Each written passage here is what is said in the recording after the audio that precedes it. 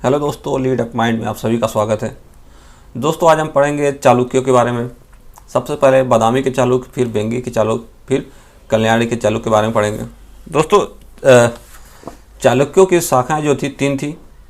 जो पहली बादामी के चालुक्य की सबसे ताकतवर और सबसे शक्तिशाली शाखा थी, यही सबसे फेमस शाखा रहती है। इसके बाद वेंगी के चालुक्य के बारे में पढ़ेंगे, उसके बाद कल्याणी के चालुक्य के बारे में पढ़ेंगे।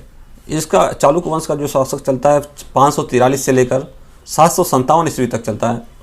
तो इनके बारे में ये शुरू करते हैं। दोस्तों, आइए शुरू करते हैं आज बादामी के चालुक्य के बारे में। दोस्तों, इनमें बादामी के चालुक्यों को प्राचीनतम शाखा मानी जाती है, जो कि पश्चिम चालुक्य के नाम से भी विख्यात हुए। बादामी के चालुक्य जो है सबसे प्राचीनतम शाखा मानी जाती है और इन्हें पश्चिम के चालुक्य के नाम से भी जाना जाता है। दोस्तों, बादामी के चालुक्य वंश का संस्थापक पुलकेशिन प्रथम था। एक अभिलेख मिला है, महाकूट अभिलेख। इससे क्या पता चलता है कि इसमें पुलकेशिन प्रथम के पूर्व 2 शासक का नाम मिलते हैं, जय सिंह और रणराग। लेकिन इनके शासन काल का कोई उल्लेख नहीं मिलता। इन दोनों शासक का नाम तो मिलता है, जय सिंह और रणराग, लेकिन इनके शासन का कोई उल्लेख नहीं मिलता है। ऐसा माना जाता है कि ये कदम शासकों के अधीन शासन करते थे। कदम शासकों के अधीन ये शासन करते थे। चालुक्यों की मूल शाखा जो थी, मूल शाखा का उदय जो हुआ पतापी कहिए या बादामी, बीजापुर में हुआ था। पुलकेशिन प्रथम का जो शासनकाल था 543 ईस्वी से लेकर 566 ईस्वी था। ये बादामी के चालुक्य वंश का संस्थापक था। बादामी के चालुक्य वंश का संस्थापक कौन था? पुलकेशिन प्रथम। इसने बादामी में एक दुर्ग बनवाया था और इसकी उपाधि क्या थी उसको देख लेते हैं।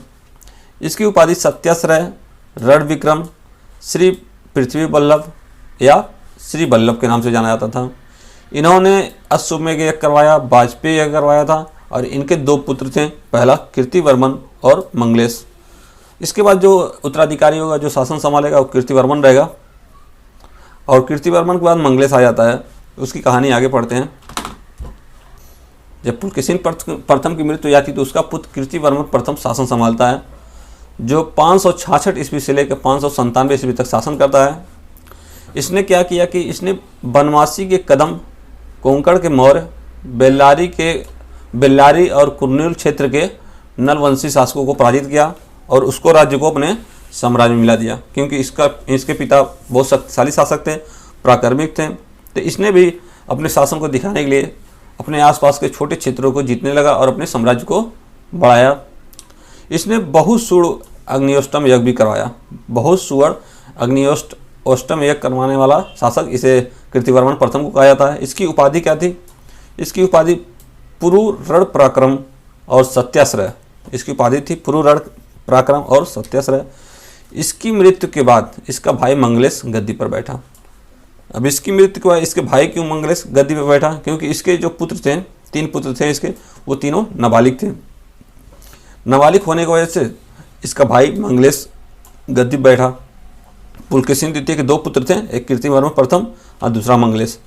तो पहले कीर्तिवर्मन पर बैठा, अब इसकी मृत्यु हो जाती है तो इसके पुत्र जो है नाबालिग होते हैं। इस वजह से इसका भाई मंगलेश शासन संभालता है। मंगलेश का शासनकाल जो होता है 597 से लेकर 610 ईस्वी तक रहता है और इसके बाद जो शासन संभालेगा वो पुलकेशिन द्वितीय होगा, जो कीर्तिवर्मन का पहला पुत्र होता है। उसकी कहानी आगे पढ़ेंगे। आइए पहले मंगलेश के बारे में जान लेते हैं। तो मंगलेश का शासनकाल जो है 597 से लेकर 610 ईस्वी तक रहा। इसके बारे में जानकारियाँ जो मिलती है हमें नुनेर के दानपत्र और महाकूट स्तंभलेख से इसके बारे में जानकारी मिलती है। नुनेर के दानपत्र और महाकूट स्तंभलेख से इसके बारे में जानकारी मिलती है। उसमें लिखा हुआ है कि कलचुरी शासक बुद्धराज पर आक्रमण किया था। इन्होंने कलचुरी शासक बुद्धराज पर आक्रमण किया था। इसी अभिलेख से ज्ञान होता है कि कोंकण क्षेत्र की राजधानी रेवती द्वीप जो गोवा में है, उस पर इन्होंने अधिकार कर लिया। मंगलेश ने अंतिम रूप से कदम्बों का उन्मूलन कर दिया। कदम्बों को पराजित तो कीर्तिवर्मन प्रथम ने भी किया था, लेकिन कीर्तिवर्मन प्रथम का क्या काम था कि बस वो पराजित करता था और इसने क्या किया कि उनका उन्मूलन कर दिया। कदम्बों को मतलब जड़ से खत्म कर दिया, उनके वंश का ही नाश कर दिया। मंगलेश जो है वैष्णव धर्म अनुयायी था, अतः उसने परम भागवत की उपाधि धारण की थी। क्योंकि ये वैष्णव धर्म का था, इसलिए परम भागवत की उपाधि धारण की। इसने बादामी के गुहा मंदिर का निर्माण करवाया। किसने? मंगलेश ने बादामी के गुहा मंदिर का निर्माण कराया, जिसका आरंभ कीर्तिवर्मन प्रथम ने किया था। कीर्तिवर्मन प्रथम जो है गुहा मंदिर का निर्माण शुरू कर दिया था, लेकिन मंगलेश जो है उस निर्माण को पूरा करता है। किसके? गुहा मंदिर के निर्माण को पूरा करता है। इसके बाद जो शासक आता है वो शासक होता है पुलकेशिन द्वितीय। ये कीर्तिवर्मन का पुत्र है। कीर्तिवर्मन का पुत्र कौन है? पुलकेशिन द्वितीय। ये कीर्तिवर्मन का पुत्र था और पुलकेशिन प्रथम का। दोस्तों अब आते हैं पुलकेशिन द्वितीय के बारे में जान लेते हैं। पुलकेशिन द्वितीय कौन था? पुलकेशिन द्वितीय का शासनकाल 610 से 642 ईस्वी तक था। ये कीर्तिवर्मन का पुत्र था और पुलकेशिन प्रथम का पौत्र रहता है।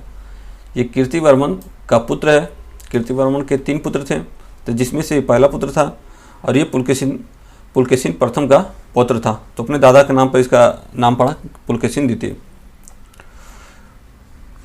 बादामी चालुक्य वंश का सर्वाधिक शक्तिशाली शासक था। ये बादामी चालुक्य वंश का सबसे शक्तिशाली शासक था और इसकी उपाधि क्या थी? सत्याश्रय श्री पृथ्वी वल्लभ महाराज। इसकी उपाधि थी सत्याश्रय और श्री पृथ्वी वल्लभ महाराज। ठीक है, इसने अपने दादा और पिता की उपाधि को मिलाकर अपनी उपाधि बनाया और इसको परमेश्वर के नाम से भी जाना जाता था। एक एहोल प्रशस्ति लेख है, उसमें मिला है जानकारी कि इसके दरबारी कवि रवि कीर्ति द्वारा रचित है उसकी प्रशस्ति। एहोल प्रशस्ति लेख में इसके दरबारी कवि रवि कीर्ति द्वारा रचित उसकी प्रशस्ति मतलब गुणों का गान किया गया। इसे गुणों के बारे में लिखा गया है। पुलकेशिन द्वितीय और मंगलेश के गृह क्लेश के अवसर पर चालुक्य वंश की शक्ति बहुत ही क्षीण हो गई और उनके प्रदेश स्वतंत्र होने लगे। ऐसी स्थिति देख पुलकेशिन द्वितीय अपने चाचा का हत्या करके गद्दी पर बैठ जाता है। इसके चाचा कौन थे? मंगलेश, क्योंकि कीर्तिवर्मन के 3 पुत्र थे, पुलकेशिन द्वितीय और 2 पुत्र और थे, तो ये नाबालिग थे। मंगलेश जो है गद्दी पर बैठ गया था क्योंकि कीर्तिवर्मन का भाई था, तो ये इसका चाचा हुआ। ठीक, अब गृह क्लेश क्या था? क्योंकि अब ये बड़ा हो गया तो ये गद्दी के लेकर आ रहा था। ठीक, तो ये घर बार के चक्कर में, गृह क्लेश के चक्कर में जो छोटे मोटे प्रदेश थे जिन प्रदेशों पर इन्होंने अपना कब्जा किया था, जिसको जीत कर अपने समाज में लाया था, अपने आप को स्वतंत्र कर रहे थे, तो ये स्थिति देखकर इसने क्या किया कि अपने चाचा का हत्या कर दिया। किसका? मंगलेश का हत्या करके अपने गद्दी पर बैठ जाता है। कौन? पुलकेशिन द्वितीय। इसके आगे देखते हैं। पुलकेशिन द्वितीय विंध्याचल के दक्षिण के संपूर्ण दक्षिणी भारत का अधिपति बन गया। पुलकेशिन द्वितीय विंध्याचल के दक्षिण के संपूर्ण दक्षिणी भारत का अधिपति बन गया। इसने अपने विशाल साम्राज्य का 2 भाग कर दिया। अपने विशाल साम्राज्य का 2 भाग किया और एक भाग अपने भाई को विष्णुवर्धन को दे दिया। कुब्ज विष्णुवर्धन को दे देता है और यह नवगठित राज्य वेंगी चालुक्य राज्य कहलाता है। इसने अपने साम्राज्य का 2 भाग किया। एक भाग अपने भाई विष्णुवर्धन को दे दिया। विष्णुवर्धन का जो साम्राज्य होता है वह वेंगी का चालुक्य राज्य कहलाता है, जिसके बारे में हम लोग अलग से पढ़ेंगे, उसका अलग वीडियो बनाएंगे। ठीक, कुछ समय बाद हर्षवर्धन पुलकेशिन द्वितीय पर आक्रमण कर देता है। इन दोनों की लड़ाई नर्मदा नदी के तट पर होती है। लड़ाई कहाँ पर होती है? नर्मदा नदी के तट पर। लेकिन हर्षवर्धन हार जाता है। हर्षवर्धन ने पुलकेशिन द्वितीय पर आक्रमण किया लेकिन हर्षवर्धन हार गया। ठीक, इन सब का वर्णन कहाँ मिलता है? एहोल अभिलेख में। इन सब का वर्णन कहाँ मिलता है? एहोल अभिलेख में। और पुलकेशिन द्वितीय और हर्षवर्धन की लड़ाई किस नदी पर हुई?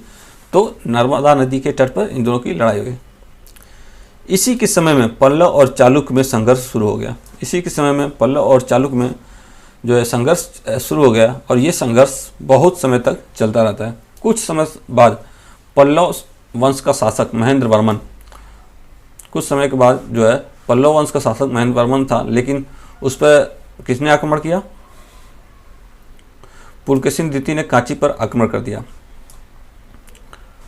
उसके राज्य इसी के समय में पल्लव और चालुक्य में संघर्ष शुरू हो गया और ये संघर्ष कई वर्षों तक चलता रहा।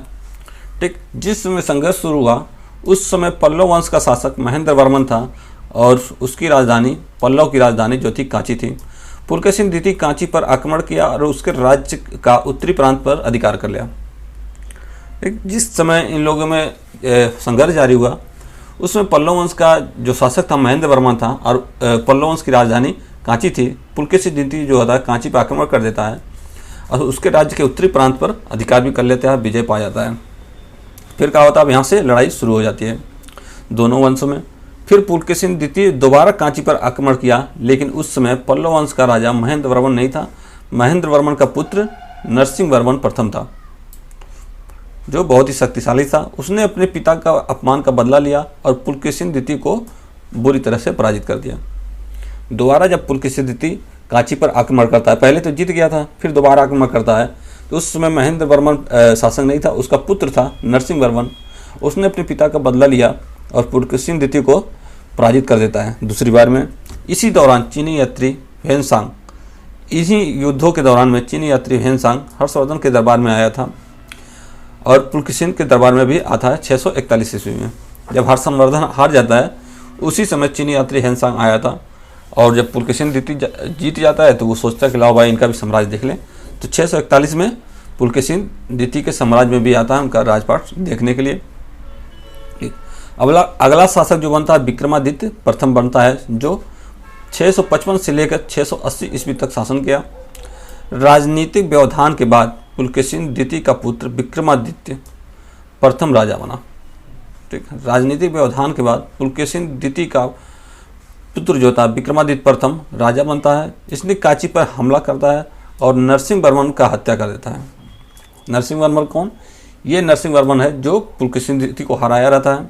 ठीक, तो पुलकेशिन द्वितीय का जो पुत्र होता है विक्रमादित्य, अब ये फिर कांची पर आक्रमण किया और इसने क्या किया, अपने पिता का बदला लिया, नरसिंह वर्मन प्रथम को हराया और उसकी हत्या भी कर दी। विक्रमादित्य प्रथम ने अपने भाई जयसिंह को गवर्नर बना दिया। विक्रमादित्य प्रथम जो है ये पुलकेशिन द्वितीय का पुत्र विक्रमादित्य प्रथम अपने भाई जयसिंह को गवर्नर बना दिया और यहीं से फिर अलग चालुक्य वंश का उदय हुआ, जिसे दक्षिणी चालुक्य कहा जाता है। यहीं से दक्षिणी चालुक्य का उदय हुआ। इसके बारे में भी हम अलग पढ़ेंगे, इसका वीडियो अलग बनाएंगे। ठीक है, अब अगला शासक देखते हैं। इसके बाद जो शासक आता है विनयादित्य प्रथम, जो 680 से 696 ईस्वी तक शासन करता है। इसने पल्लव से संघर्ष जारी रखा, पल्लव से युद्ध चल ही रहा था, इसने भी युद्ध जारी रखा। ठीक, इसके अभिलेखों से पता चलता है कि इसने चोलों, पांड्यों एवं केरल के साथ युद्धों में विजय प्राप्त किया। इसने उत्तरापथ पर भी आक्रमण किया, लेकिन इसी युद्ध के दौरान इसकी मृत्यु हो गई, यह मारा गया। जब ये मारा गया तो इसके बाद जो शासन होता है वो होता है विजयादित्य का। इसके बाद विजयादित्य गद्दी पर बैठता है। इसने 696 से लेकर 733 ईस्वी तक शासन किया। इसका शासन सबसे लंबा था। पल्लव वंश में सबसे लंबा शासन किसका था? तो विजयादित्य का था। विजयादित्य ने कांची पर आक्रमण किया तथा वहां के शासक परमेश्वर द्वितीय से पर्याप्त धन वसूला। विजयादित्य इसने फिर कांची पर आक्रमण किया और वहां पर विजय प्राप्त किया और वहां के परमेश्वर द्वितीय जो शासक था उससे बहुत सारा धन वसूला। विजयादित्य पट्टदकल में एक शिव मंदिर का भी निर्माण कराया। विजयादित्य ने पट्टदकल में एक शिव मंदिर का भी निर्माण करवाया। और विजयादित्य की मृत्यु के बाद अगला शासक जो बनता है विक्रमादित्य द्वितीय, जो 733 से लेकर 746 ईस्वी तक शासन संभाला। इसने गंग सामंत श्री पुरुष की सहायता से पल्लव नरेश नंदी वर्मन को पराजित किया और काचिन कोट की उपाधि धारण की। काचिन कोट मतलब कांची पर विजय पाने वाला। इसने चोलों, पांड्यों, केरलों, कलभ्रों को भी पराजित किया, परंतु इसी समय लाट पर राष्ट्रकूटों ने अधिकार कर लिया और चालुक्य वंश का समाप्त कर दिया। इसी सब विजयों के दौरान लाट पर राष्ट्रकूटों ने अधिकार कर लिया। ठीक, और चालुक्य वंश का शासन जो है यहीं समाप्त हो जाता है। विक्रमादित्य द्वितीय की दो पत्नी थी। विक्रमादित्य द्वितीय की दो पत्नी थी। एक थी लोक महादेवी, जिसके नाम पर लोकेश्वर नाथ मंदिर का निर्माण हुआ पट्टदकल में, और दूसरी थी त्रैलोक्य महादेवी, जिसके नाम पर त्रैलोकेश्वर मंदिर का निर्माण हुआ। नौवां शासक जो था कीर्तिवर्मन द्वितीय, यहाँ से जो है शासन की समाप्ति हो जाती है, वंश की समाप्ति हो जाती है। इसने 746 से 757 ईस्वी तक शासन किया। पल्लव संघर्ष के कारण चालुक्य की शक्ति क्षीण हो गई थी। पल्लवों से युद्ध करते करते जो है चालुक्य की शक्ति जो है क्षीण हो गई थी, मतलब कमज़ोर पड़ गए थे। सामंत दंती दुर्ग, एक सामंत रहता है दंती दुर्ग, जो आगे चल के राष्ट्रकूट वंश का संस्थापक बनता है। उसने कहा कि चालुक्य के उत्तरी भाग पर अधिकार कर लिया और धीरे धीरे क्या हुआ, यहीं से चालुक्य वंश समाप्त हो जाता है। ठीक है, इसके बाद दोस्तों जो बैंगिक चालुक्य हैं, दक्षिण के चालुक्य हैं, इसके बारे में हम लोग पढ़ेंगे, उसका अलग वीडियो बनाएंगे।